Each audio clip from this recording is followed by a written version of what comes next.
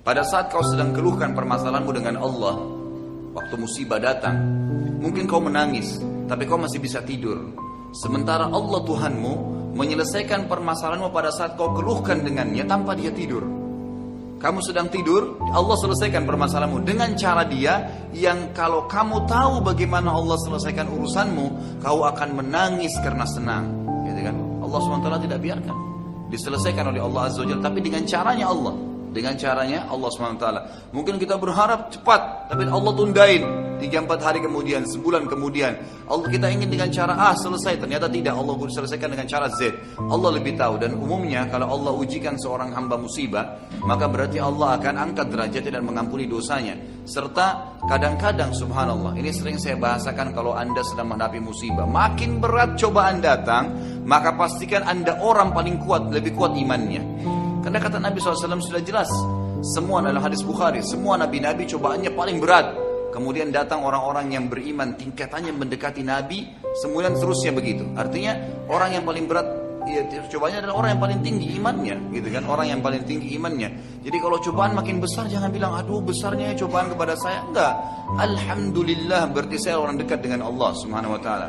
Karena ada kadang-kadang Bapak Ibu sekalian, ini ulama tekankan ya, ada derajat di surga kita nggak bisa dapat kecuali dengan 100 tahun sholat malam, dengan 100 tahun sedekah, bakti dengan orang tua, haji mungkin 1000 kali.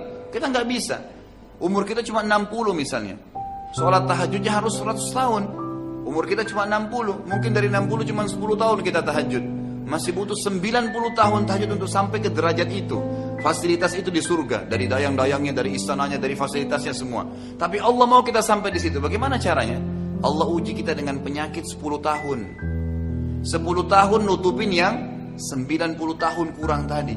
Sabar, nggak masalah, gitu kan? Kalau saya sering bahasakan itu, kalau ada tulisan saya judulnya musibah, kenali sebabnya, nikmati prosesnya. Insya Allah akan terbit nanti tahun depan buku itu. Saya sudah tulis dan insya Allah sudah 80% selesai gitu. Itu saya tuliskan musibah, kenali sebabnya, gitu kan? Dan nikmati prosesnya, nikmatin aja. Nggak usah keluh kesah, karena keluh kesah tetap tidak akan menyelesaikan masalah. Kata Umar radhiyallahu anhu, orang yang tertimpa musibah dan dia bisa terima sebagai takdirnya Allah, lalu dia sabar menjalaninya, maka dia akan menikmati, maka dia akan menjalani proses ya musibah itu dalam keadaan tenang dan dia akan menikmatinya. Artinya sakit ya sudah diterima, karena biar kita keluh kesah tidak bisa, dan pahalanya akan maksimal. Dengan ada orang kena musibah tapi keluh kesah, dia susah lalui, tidak ada pahalanya, karena didapat sama dia. Maka sabar. Inna dzalika min azmil umur. Kata Luqman, sesungguhnya itu adalah hal-hal yang pasti terjadi. Allah sudah jadikan sebagai sunnatullah. Azmil umur pasti terjadi, nggak mungkin tidak. Semua orang akan diuji oleh Allah Subhanahu wa taala, gitu kan?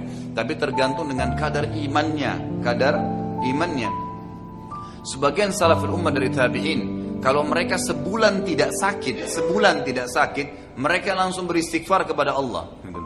Kalau nggak sakit gitu, sampai ada di antara mereka kadang-kadang kalau jalan kesentuh kakinya batu, beristighfar kepada Allah dan mengatakan alhamdulillah, Allah sudah membersihkan dengan ini dosa saya. Sampai seperti itu. Mereka mau minum terlambat airnya, alhamdulillah, cobaan datang, berarti ini akan mengampuni dosa-dosa saya. Ada derajat yang saya akan dapat di surga yang tidak bisa dijangkau kecuali dengan ini. Sedikit ada masalah, sedikit ada kekurangan harta, sedikit ada kekurangan, ada masalah penyakit, ada cobaan, gak masalah. Ada orang utang gak bayar, sabar aja, gitu kan? Sambil ikhtiar, gitu kan? Sambil ikhtiar. Ingat, sabar bukan duduk manis. Tagih dia, ikhtiar, tapi terima sebagai cobaan dari Allah. Jangan gara-gara orang utang 100.000 kita sudah sakit sebulan, gitu kan? Ya. Tapi coba kita ikhtiar. Oh, berarti Allah lagi coba saya. Bukankah Nabi SAW mengatakan apa dalam hadis yang sahih riwayat Bukhari?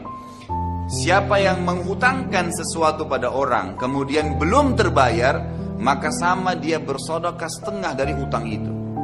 Kalau ada pernah ibu-ibu saya sampaikan sampai nangis gitu, Ustaz, ternyata saya baru tahu ya, 10 tahun saya pernah utangkan uang orang gitu kan, belum dibayar-bayar Ustaz. Ya sama 10 tahun kalau saya bahasakan dengan bahasa saya, setiap hari 10 juta waktu itu utangnya, sama dengan ibu tiap hari infak 5 juta selama 10 tahun.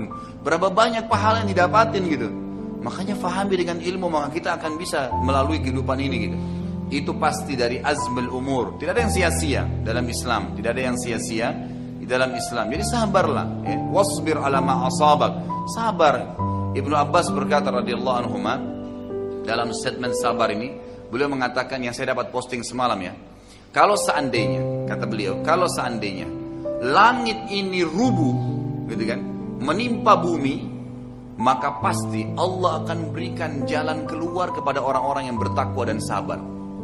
Jadi pasti Allah akan bukain celah-celah yang mereka tidak kena timpaan tersebut dan mereka bisa lari, lepas daripada reruntuhan langit. Bukankah Allah mengatakan, "Wa may yattaqillaha yaj'al lahu makhraja"? Orang yang bertakwa, orang yang patuh dan sabar itu akan diberikan makhraja, jalan keluar dari masalah dia. Maka tinggal sabar saja dan pasti hasilnya akan manis, gitu kan? Nikmatin prosesnya. Ada orang tiba-tiba la qadarullah stroke. Dia ngamuk-ngamuk juga percuma. Kita lihat ada orang subhanallah stroke tiap hari emosional. Kenapa dia kena? Makin parah kan? Tapi coba ada orang bilang, oh dicoba sama Allah, ya sudah cobaan dari Allah. Ikhtiar, coba berobat, coba bertanya sambil dinikmatin, jalanin aja. Ada orang subhanallah lumpuh, ya tangannya nggak ada dua-dua, kakinya nggak ada, tapi tetap beraktivitas karena dia bisa nerima itu sebagai sunnatullah. Dan ingat, itu hanya di dunia. Setelah di akhirat nanti, orang yang lumpuh di dunia, orang yang patah tangannya, orang yang buta matanya kembali semua sempurna di akhirat dan dia akan mendapatkan yang terbaik dari apa yang telah dicobakan kepada dia. Jadi sabar, gitu kan?